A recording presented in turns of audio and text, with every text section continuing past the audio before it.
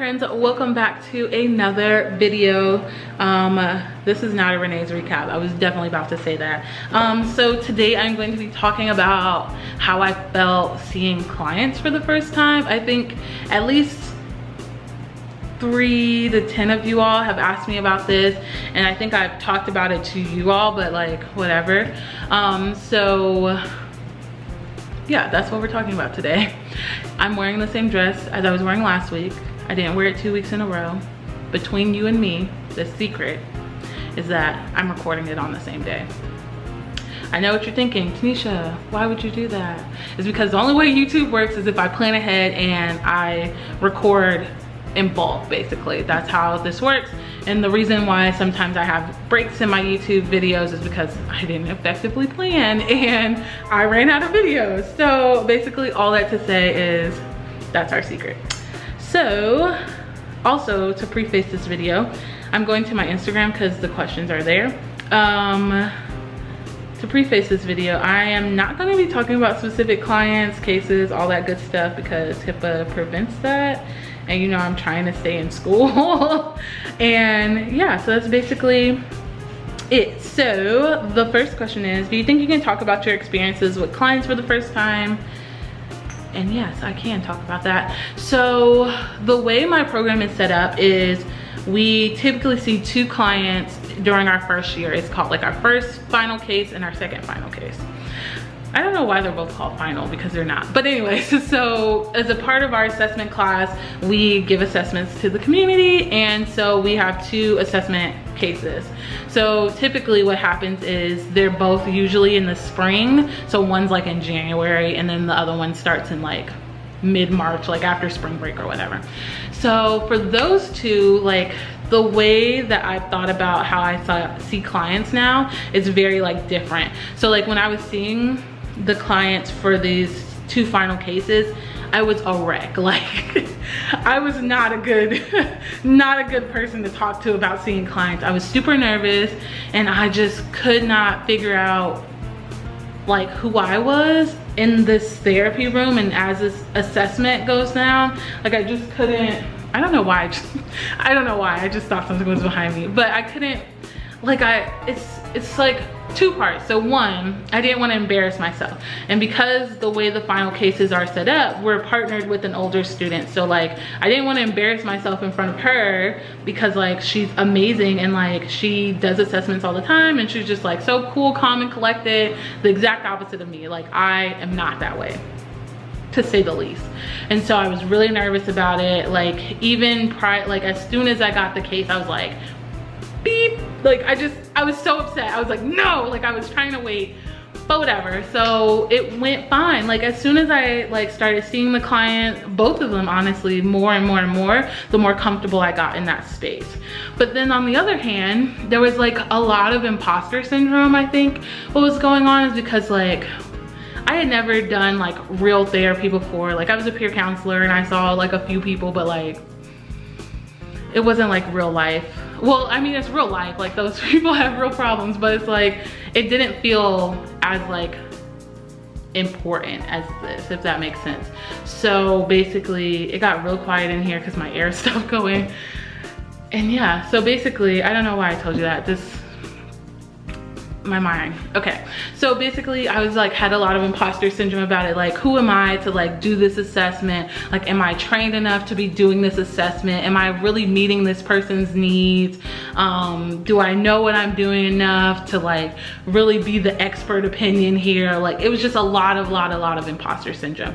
And so I had to really like just kind of compartmentalize it. And it's like, you gotta get this grade. Like the 2 final cases are a part of my grade. And so like, you gotta make it shake. And so basically I kind of just, the more I was there and the more I was with these clients, the more comfortable I got. And so then fast forward to like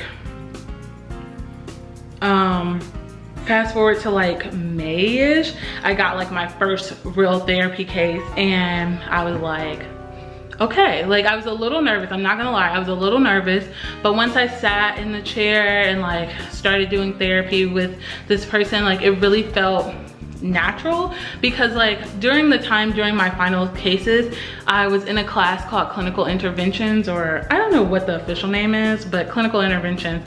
And like we talked a lot about like the main thing that makes a good therapist is like the relationship and the like rapport you build with your clients. And so for me, that was like really important, because it's not like the manual stuff is important, and like, yes, that's important, but more important, over and above and more important than that, is the relationship you have with your clients. And so I can't have a good relationship with my clients if I'm uncomfortable. So for me, that kind of like changed how I thought about therapy, because it's more so like you just need to be genuine, empathetic and warm, the goo.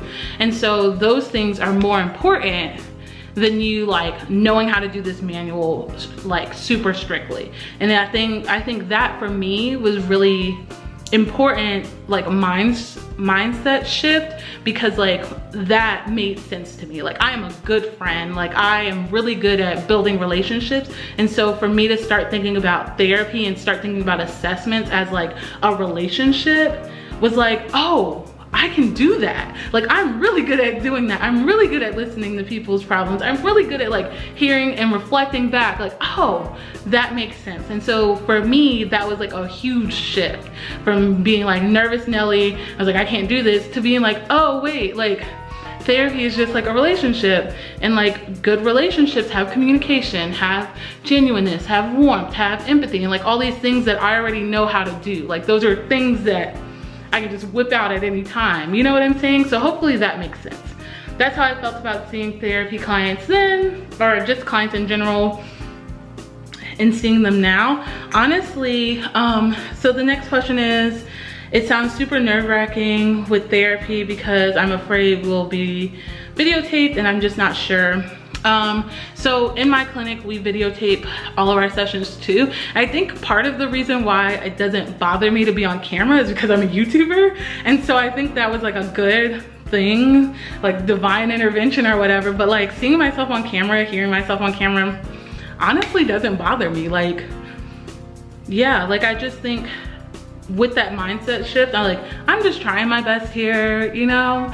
Therapy is a process. And, you know, you can't mess up a process really. You know, there's bumps in the roads or whatever, but like a process you can't really mess up unless you stop. So that was one of the main things. Yeah, so so how I feel about being recorded, honestly, I don't really care. I mean, yeah, I don't think it bothers me at all. One thing that is a little bothersome, well, not even bothersome, is that when like my supervisor reviews tape, like that's a little awkward for me, because he's always like, I think both of them have like really good positive reinforcement, but sometimes it's like, oh, all these compliments, stop it. Which isn't to like brag or anything, but I'm just like, oh, that's a little awkward for me, because like, I don't know, sometimes I feel like with the work I do, I'm always looking to get better, but I think having that reinforcement really helps me be like, okay, so like I know what I'm doing. And how do I feel about being a therapist now? I love it. I kind of talked about this in the last video, but we talked about in one of our professional development all the like positive and negative things that being a therapist brings us. And like my list of positive things is so long. Like I really, really love being a therapist, and I really, really love helping people. That's a part of like who I am as a person, and so to do that professionally brings me so much joy. There are some negative things about being a therapist. I mean, like, but that list is very small to me. Like I think my list maybe had like 3 things on it, but my list of positive things was like accomplishment, feeling good when my clients have a good day and like we have a really good session, whatever, like all those things like totally outweigh the negative. And things to remember when meeting clients.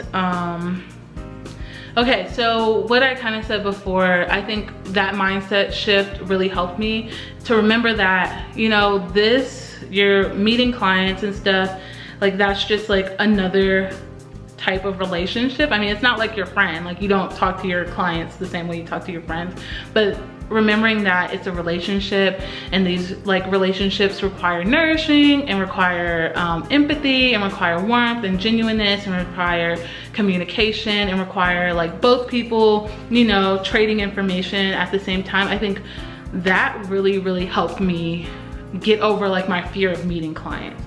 And I think that's pretty much it. And I just think, okay, so my camera cut off because I have poor planning and the battery died. But what I was saying is, I think that just remembering that you being there and you having this relationship with your client is important, and just remembering that, you know, like they're coming in for a reason, but don't let that reason overshadow what you're doing. I know the camera angles keep changing because I keep pausing the video.